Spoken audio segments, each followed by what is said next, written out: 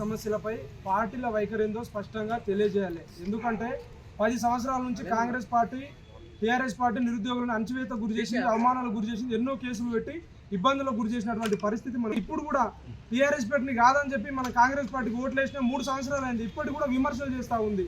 విమర్శలు కాదు, దయచేసి మీరు ఏమైతే హామీలు ఇచ్చారో హామీలు అన్నింటిని కూడా నెరవేర్చండి. ఎందుకంటే మీరు విమర్శలు చేస్తున్నారు, వాళ్ళు విమర్శలు చేస్తున్నారు. నిరుద్యోగులందరూ పిచ్చోళ్ళ 10 సంవత్సరాల నుంచి వాళ్ళకి అణచివేత గురి చేశారని చెప్పి ఈరోజు కాంగ్రెస్ పార్టీని అధికారంలో తీసుకొచ్చిన బస్సులు చేసి బుక్కులన్నీ పొగబెట్టి మేము గ్రామాలలోకి వెళ్ళి కాంగ్రెస్ పార్టీని గెలిపించండి అయ్యా అని అంటే మీరు 10 ఏళ్ళు ఏం చేశారు, 10 ఏళ్ళు వాళ్ళు ఏం చేయనందుకు కదా మీకు అధికారంలో తీసుకొచ్చినాం. ఇప్పటికి కూడా 2.5 సంవత్సరాల తర్వాత కేటీఆర్ గారు మొన్న నిరుద్యోగ యువ సంగ్రామ సభ పెట్టిండు. మేమందరం కూడా ఖచ్చితంగా 2.5 సంవత్సరాల తర్వాత పెట్టిండు. కాబట్టి నిరుద్యోగుల గతం లోపల వాళ్ళు చేసినటువంటి ఏవైతే లోపాలు ఉన్నాయో ఆ లోపాలకు సంబంధించి 100% ఆడ ఖచ్చితమైన హామీ ఇస్తాడు. గతం లోపల మేము పొరపాట్లు చేసినాం, పేపర్ లీకేజ్ చేసినాం, నిరుద్యోగులు డైరెక్ట్ కేసీఆర్ పేరు చెప్పి కేటీఆర్ పేరు చెప్పి చనిపోయారు. కాబట్టి నెక్స్ట్ ఒకవేళ మేము అధికారంలోకి వచ్చినట్టే అటువంటి పరిస్థితులు జరగనీయం. నిరుద్యోగులారా ఖచ్చితంగా మీకు మేము అండగా ఉంటామని చెప్పి ఒక స్పష్టమైన హామీ ఇస్తాడేమో అని చెప్పి నమ్మకంతో ఆయన కూడా అవే రాజకీయ విమర్శలు.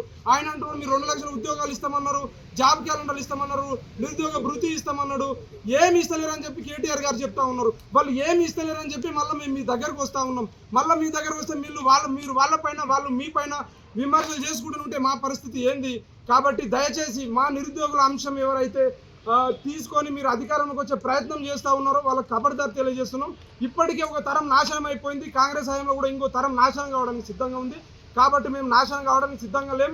దయచేసి నిరుద్యోగ మిత్రులారా, పార్టీల ప్రలోభాలకు మీరు లొంగకండి. ఎవరో నాయకుడు మెప్పు పొందడం కోసం నిరుద్యోగ 30 లక్షల మంది నిరుద్యోగులను వాళ్ళ కాళ్ళ కింద, రాజకీయ నాయకుల కాళ్ళ కింద పెట్టి మీరు ఈరోజు వాళ్ళ దగ్గరికి వెళ్ళే ప్రయత్నం చేస్తూ ఉన్నారు.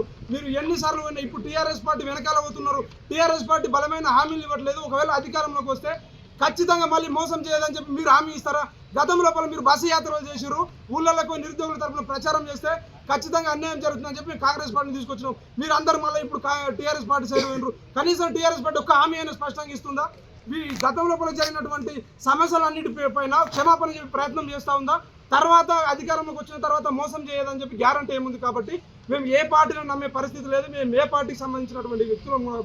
ఈరోజు కాంగ్రెస్ పార్టీ 3 సంవత్సరాలు అవుతుంది. ఒక్క డిగ్రీ అర్హత కూడా ఒక్క జనరల్ నోటిఫికేషన్ ఇవ్వకపోగా వాళ్ళు బీఆర్ఎస్ కోవట్లు ఆడ మాట్లాడినటువంటి నిరుద్యోగులందరూ కూడా కాంగ్రెస్ పార్టీకి ప్రచారం చేసిన వాళ్ళు. మీకు సిగ్గు, శరం, లజ్జ ఏమన్నా ఉంటే ఒకసారి వాళ్ళు చూడండి. అక్కడ వీళ్ళు ఎవరైతే ట్రోల్ చేస్తున్నారో వాళ్ళందరూ కాంగ్రెస్ పార్టీకి గతం లోపల ప్రచారం చేసిన వాళ్ళు. ఇప్పుడు వాళ్ళ ఫోటోలు పెట్టి వీళ్ళు బీఆర్ఎస్ బ్యాచ్, వీళ్ళు పేమెంట్ బ్యాచ్ అని చెప్పి ప్రచారం చేస్తూ ఉన్నారు. ఖబర్దార్ ఎవరైతే అట్లా ప్రచారం చేసారో ఖచ్చితంగా వాళ్ళ ఇళ్ళని ముట్టడిస్తాం. వాళ్ళు నిరుద్యోగులతో చెప్పు దెబ్బతిని రెడీ ఉంటారు.